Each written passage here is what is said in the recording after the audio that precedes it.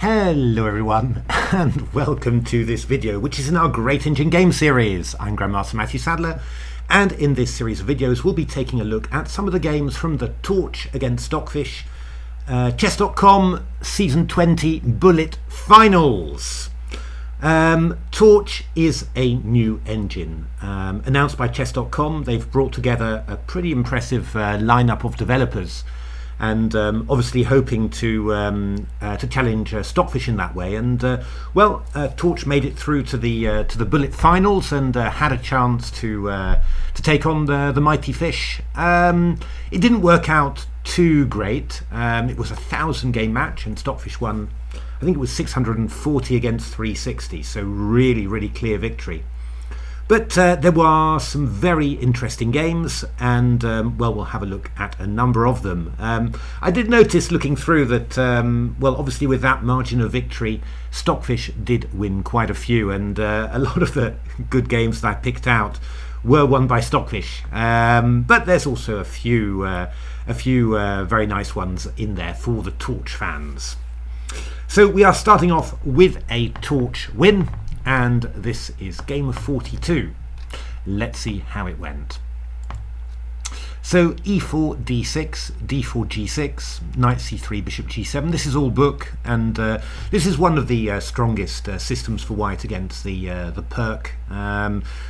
Pretty much a sort of a dragon sort of same-ish sort of setup with the pawn on f3, supporting the pawn on e4. So it just means that black finds it very hard to destabilize the white center. And at the same time, white gets this idea of queen d2, which gives bishop h6, and the pawn on f3 supports g4, which then supports h4 to h5. So it's a very easy attacking structure for white, and black players have struggled over the years to really find something against it. So c6, queen d2, h5. We're still in book here. A4 played by still in book here, just preventing b7 to b5. A5, possibly not the world's greatest move. And now g3 from white and knight bd7. And I think that this was the where the book ended. Maybe one move more. No, I think this was where the book ended. So what has actually happened in this position? Well, actually things have been a little bit weird, really. Black's played this move h5 in order to stop white from playing bishop h6, and also to stop white from playing g3 to g4. Obviously, the king side, always a question whether that's going to weaken the black king side. White will get the possibility of playing g4 and then attacking a pawn on h5. The black king's obviously not going to go to the queen side; it's way too exposed. So either it's going to be in the center or go king side. So h5, always a double-edged move, but it does sort of stop some of white's plans. Now, white played the move g3 in order to be able to play the knight h3 to f2. Always a good spot for the white knight when the pawn has been played to f3. An interesting point there is that white's played this pawn to a4 to stop b7 to b5. So you might think that white would be reluctant to castle queenside in that situation. In actual fact, not so clear. The engines are often quite sanguine about if I've played a4, I'll still castle queenside anyway. It would be most natural for white really to castle on the king side. And I think what you see during the rest of the game is that essentially black doesn't really have any great breaks. C6 to c5 is not great when you've played a5 because the b5 pawn is so weak, and e5 sometimes possible, sometimes not. Well, we'll see what happens in the game. It turns out to be a little bit tricky. A little bit of a problem as well is that after e5, white could play d5, threaten d takes c6 with the d6 pawn being weak, and if you try and block up the queen side with c5, again this b5 pawn is this b5 square is weak rather. So essentially, black just has a few problems finding active counterplay. The central breaks maybe not so tempting all the time, and without central breaks, white's just got a big space advantage. So Torch played knight h3, and then Stockfish here played knight b8. Reminded me a little bit of, there was just in the TCC super final, Jeroen came up with some sort of check Benoni opening, well, the first move that the engines played was something like knight g1 from white and knight g8 from black, just sort of saying, I don't like where you've put those knights for us. So yeah, knight b8 is Stockfish's response to that. The knight's coming round to a6 to b4. Not a great square for the knight, really. Yeah, Stockfish didn't want it on d7. Knight f8 was what Stockfish played in my games, and now we got this castles move, knight e6, knight f4, and then knight c7. And this is not so silly. The knight's not so bad on c7 there, threatening b5, so supporting a little bit of counterplay. But yeah. Yeah, this didn't turn out well for black. I mean, white was tending to do quite well here. For example, what was this? Stockfish against dragon, I think. d5, quite a nice move, just trying to stop black from playing b5.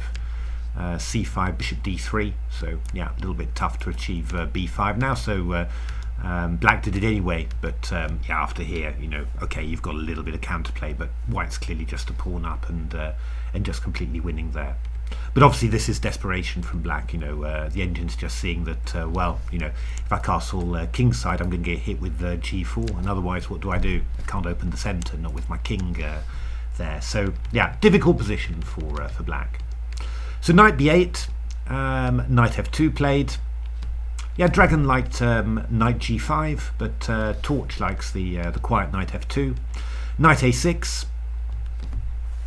And now this interesting move h3, playing very flexibly actually, white in this game. H3 is just preparing g4, so maybe thinking about castling queenside and playing g4 when black castles kingside. But it's also one of those moves that doesn't prevent white from castling kingside either. So it's really flexible. And after knight b4, quite an unusual move played, although, yeah, I mean, again, Stockfish and Dragon also chose this move, but yeah, they also chose other moves as well. But Torch played the move knight b1, quite reminiscent for me of a game Karpov against Spassky from their amazing candidates match. I think it was in 1974. I think it was Karpov's sort of trip on the way to playing Korchnoi in the candidates finals, and yeah, this move knight b1 was played in a very similar situation, I think in a Pirc as well, that the knight's come to b4, so white's just preparing to play c3 to chase it away. But quite unusual there. Black's gone knight d7, then back to b8, and white's gone just knight to b1. But it seems sort of clear that white's basically not going to castle queenside now, just going to castle kingside and go for a big space advantage.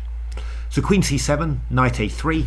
The knight's stopping b5 here, and yeah, also causing a little bit of inconvenience for black, because if you go e5 now, we're going to have moves like d takes c5, and the knight can come to c4, and we're looking at these very nice soft spots, also attacking the pawn on e5 as well. So this is quite unpleasant. Castles and then rook d1, and yeah, Torch really playing to stop black from playing the central breaks, e5 for example. Dragon was looking at something a bit more aggressive in my games, but rook d1 a good prophylactic manoeuvre. Yeah, it's quite interesting, of course, to try and judge what sort of a style does Torch have as an engine. Yeah, I mean, my feeling is that it's not out and out aggressive, really. I think it's a little bit more on the positional side. I think it's less aggressive than Dragon, for example, which I've always found to be a lovely, a lovely engine with the initiative, exchange sacrifices, that sort of thing. But yeah, it's not 100% easy to really tell character of an engine just from bullet games somehow, but still, that was my my general impression just from watching these games.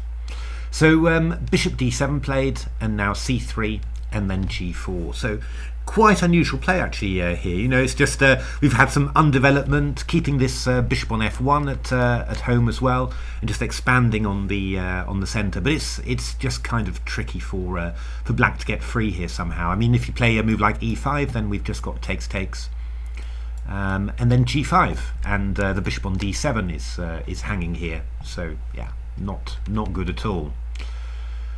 So yeah, I mean, the engines are just not happy at all about their positions. A few different things were tried. Queen b8, then f4 was being played in my games, and now c5, quite similar to the game. But I mean, white's just planning to completely squash black. Basically, the bishop can come to e2, threaten g takes h5.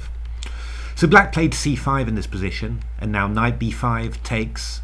And bishop takes. So this development has been very efficient for white. This bishop coming from f1 to b5 in one go. And actually, it's quite annoying, this bishop on b5. You know, it sort of cuts across the black position, and just means that, yeah, you know, if black ever does something like opening the e file, which is, you know, also happening in the game, then yeah, a rook can't get to e8. Very irritating move for black.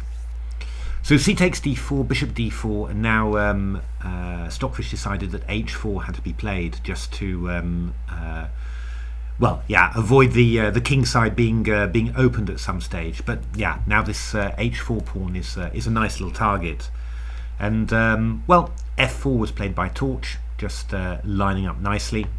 And we're threatening all sorts of stuff. You know, e5 is one idea, but you know, also just castles and moves like queen e3 when we get the bishop into b6.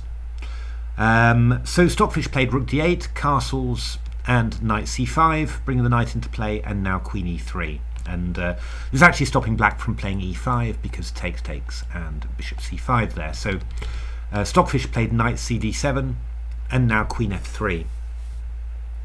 And yeah, always intrigues me, you know, when watching engines like that, because, you know, I think my most natural idea here would have been to try and, you know, stop e5 really, you know, feeling that after e5 in this position, black's going to get you know, e takes f4 in and get some possession of the e5 square. But somehow the engines always balance out quite nicely, you know, the idea of, yes, okay, black's getting some freedom and a square, but he's also creating weaknesses as well. And yeah, you know, it's actually the fact that that you're you know, playing a move like e5, it weakens the d6 square, it weakens the d5 square as well. It destabilizes the knight on f6, which is, you know, going to be attacked by on the half open f file. So there's a lot of things like that, but it's hard, you know, sometimes as a human player to keep all those things balanced, and of course that's what engines do beautifully. So I mean, bishop e3, e takes f4, queen takes f4, slightly unusual, but actually a very nice idea there. And after knight e5, knight d3, and yeah, a couple of ideas in this, but one of the most cunning ideas is that white just wants to play bishop f2 and bishop takes h4 and pick up a pawn. So pretty nice. Knight c6 played by Stockfish, bishop f2. Now rook d e8.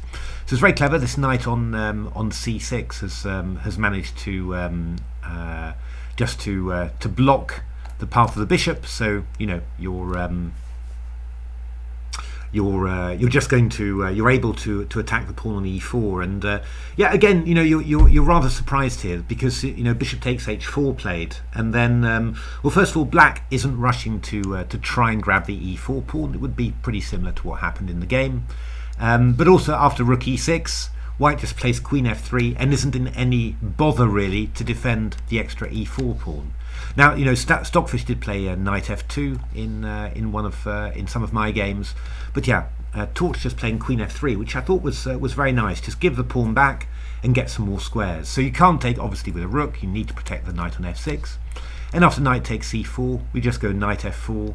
And we go knight d5. So it's, you know, a weak pawn on e4, isolated pawn on e4 for the activation of the knight, and a great square on d5, you know. Those things, you know, I mean, you know, when you explain it, it's definitely worth it, but to do it in a game, it's quite tough. So queen b8 was played, which is actually quite a cunning little move, because I was sort of, you know, thinking, oh, could I even take on here and go knight e7, something like that? But actually you've got rook e7 and you've got queen a7 check in that position, and we're going to pick up the bishop like that. Yeah, just always fall for that in a bullet game or something. But Torch just played very nicely, very calmly. Rook fe1, attacking that that knight on e4. Knight g5 was played just to attack the queen, do something with tempo really. And now Torch starts swapping off pieces, en route to victory. So knight f6 check takes, queen takes f6, rook e5, and rook takes e5. Problem with now with something like d takes c5, we've got moves like rook d7 coming in. So knight takes c5 was played by Stockfish, and now again just a very calm idea, not rushing to take the pawn on d6, but just going king g2. If you go something like rook d8, we go rook d4, and then we've got this move g5, which is rather nasty, threatening rook to h4. The black king getting weak all of a sudden. And after queen d6, we've got c4. Takes, and then rook takes d5. It's amazing how these advantages get transformed somehow, and you don't quite see it coming. You sort of think, well, couldn't I just defend my d pawn? But the engines have already thought, well, this king is weak, so I can threaten to bring a rook over to h4, and that's going to force black to weaken the position. The d pawn was defended on d6, but black is forced to make it a target on the d5 square. This actually this f6 pawn is weak a little bit, but the engine's already seeing, oh yeah, but I get the b pawn, and that's a really big pawn to get. It's this constant transforming of advantages that's it's not easy for humans to do that all throughout the game, to anticipate that, say, okay, well, I give this, I don't protect this pawn, I get a square back. I don't capture this pawn now because I'll be able to capture it later because the black king's weak and I can distract the black pieces. It's there's quite a bit of mental overload to taking those sorts of complex positional decisions all the time. And now what you see is that humans generally find those quite hard. Find it hard to keep it up throughout the whole game. So knight c6 was played, bishop c4. A little shimmy there, and then finally queen takes d6. That's the first pawn. Queen e8, queen f4. Nice and controlled. Again, Torch playing nice controlled chess there. Nothing amazing, just covering the e3 square, covering the second rank.